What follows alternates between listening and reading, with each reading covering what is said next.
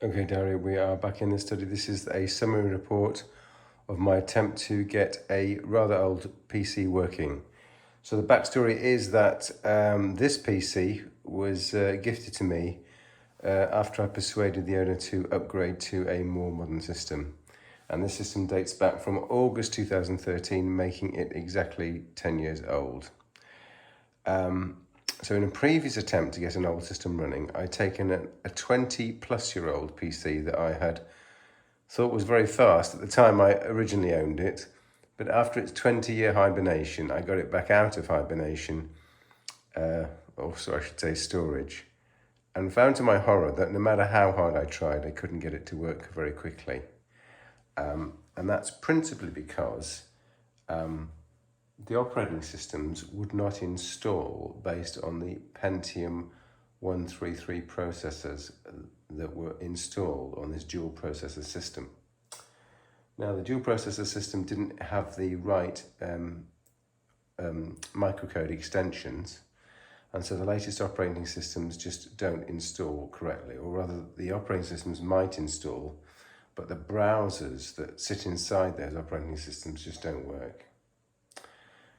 So we've moved on to this system, which is a 10-year-old system. Like I say, the motherboard came out on the 29th of August 2013. So it's almost exactly 10 years old. And the plan was to see if I could modestly upgrade the system to work in a 2023 setting. And the answer is yes. So everything is working right and dandy. So we're just going to quickly summarise what's happened. I've got a little swatch sheet here. So if we assume that the machine was given to me free, I spent £25 upgrading the memory to 16 gigabytes of DDR3. Do you think I should put this down? Should I focus in on a piece of paper? Maybe that was going to be. I can start pointing at things. Okay, where are we? Come on, piece of paper. Oh look, we can zoom in. Okay, well, let's zoom out. Let's zoom in, zoom out. Let's get a pointing device. So we spent £25 on 16 gigabytes of DDR3 memory at 16 megahertz. Initially I got the wrong memory. What an easy mistake to make that was.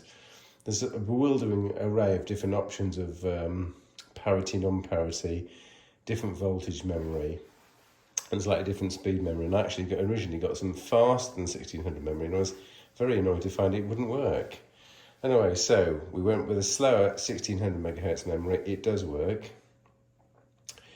The CPU, so this came with a very, very slow Pentium CPU. And in the course of discovering what was possible, there's a very famous CPU called an i7-4790K, which I don't have. And that's because the K runs at 4 gigahertz, overclockable to slightly more than 4 gigahertz. And that CPU, even though it's 10 years old, just will not be sold for less than about £70, 65, £70. So the whole project got stalled for about 4 weeks whilst I meanly sat on eBay and tried to bid on many 4790K CPUs, didn't get anywhere. So there's a slightly less fast CPU called the 4790, and that's got 4 cores and 8 threads. That's pretty decent because that runs at 3.6 gigahertz. It's also overclockable. And I've tried some mild overclocking because this BIOS fully supports overclocking. Oh, by the way, the motherboard is an H81M-Plus. So it's an ASUS H81M-Plus. So eventually I just did a buy it now on eBay, and I managed to get it for, again, I tried to do this in an auction, that didn't work either. Nobody was selling it for less than £35, so eventually I did a buy it now and I got it for £35. So the next thing I did was I bought an SSD to replace the spinning drive. And the spinning drive, that cost me a meager £15. And this is an SSD without any cache. which is why it's so ridiculously cheap. I could have spent about twice that, and I would have got a more decent Crucial SSD. And then I spent £20. I gave the person who gifted me this PC, I got all their data off this PC before reformatting the 500 gig drive, which is still in this PC. And they didn't give me anything. So my total outlay with this gifted PC is £95. It's on eBay for 120. No one's even nibbled. Bears in mind eBay has at least a 10% commission. I'll be down to a profit of about a profit of £10. But then it's kind of been a bit of a labour of love, really. So I'm going to go through all the things that this PC can do really well. And overall, it's an absolutely fantastic PC. So I tried to persuade the lady who gave it up to say, well, I can upgrade it for you. She said, oh, I can't be bothered. I'm just going to buy a laptop. But this PC is now running really well. And let me explain what it can do and what it will never be able to do. So it's physically small because the motherboard that goes in here is something like a micro ATX motherboard. So the case is actually quite big. I could even get a smaller case. I thought about, I could buy a smaller case, but then the cost of that would be about £60–70. It would blow my complete budget away. This is a full 64-bit CPU. Now, on the previous 20-year-old PC, which again, there's a YouTube video to cover that, no matter what I did, I couldn't get it to go very fast, and it was only a 32-bit processor. So the maximum memory I could put into that beastie was 2 gigabytes, and this has got 16 gigabytes, so there's a massive difference.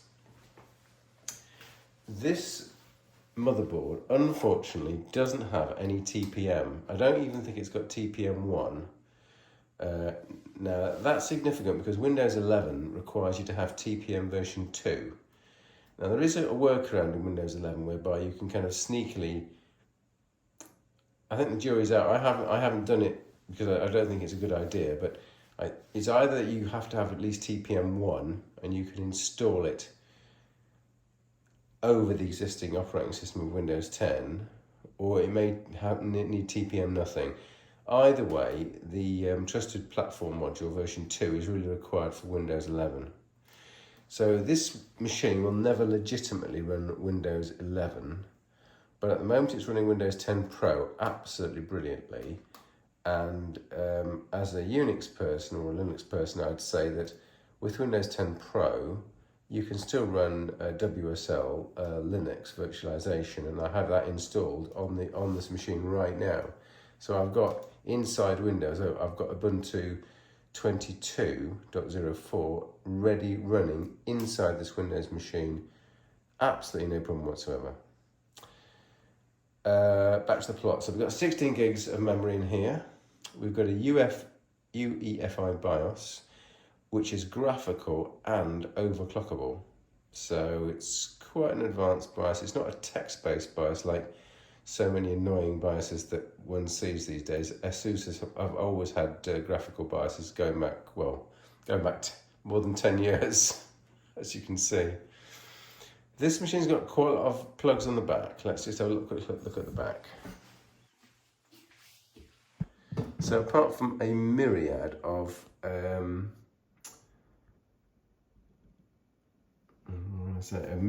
USB connections. So we've got 1, 2, 3, 4, 5, 6, and there's one on the front. So we've got at least 7 USB connections.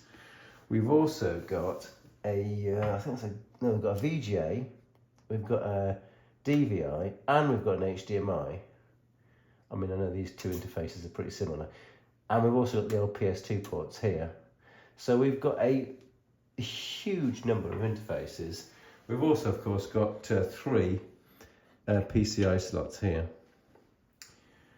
So overall, it's a pretty fine machine, I think. It's got a lot of USB. But these are USB 3 ports as well, not just USB 2. It's running. You can see there we're running Linux. There's a Linux command line. We've got the 8 cores, can we see that here? We've got 8 cores here. It's running the, what am I trying to show off here? Oh yeah, we're running the DuckDuckGo browser here. Oh, I've shaken it, all the windows have disappeared. I'm not with these modern systems. They're far too clever for me. What happened to my window? There we go. We're running Microsoft Edge, latest release here. I've just downloaded LibreOffice. I haven't actually installed it, but that would be a next task. And yeah, it runs. I can't think of anything it won't actually run. I'm trying to think of something that only Windows 11 runs and Windows 10 doesn't run. And nothing I use on my systems fits into that criteria. So yeah, this is, you're going to have to keep it on Windows 10 to keep it legit. But I think this is a damn fine machine, and this is a bit of a sales pitch. Only £120. I don't know why there's not a queue of people at my door. But anyway, that's the second-hand eBay market, I'm guessing. But overall, it is possible to get a 10-year-old PC up and running and working just fine in a modern day environment. Of course, it's not as fast as your latest MacBook Pro. Of course, it's not as fast as your latest Generation 13 i9 processor. But this is £120, and your Apple computer's going to start at least 1,000, possibly 2. So you pay your money and you definitely get what you pay for. But this is for £100 or so, you can see, I think you're getting good value for money. And so these old systems can still go. Thank you for watching, Diary. I hope this was interesting.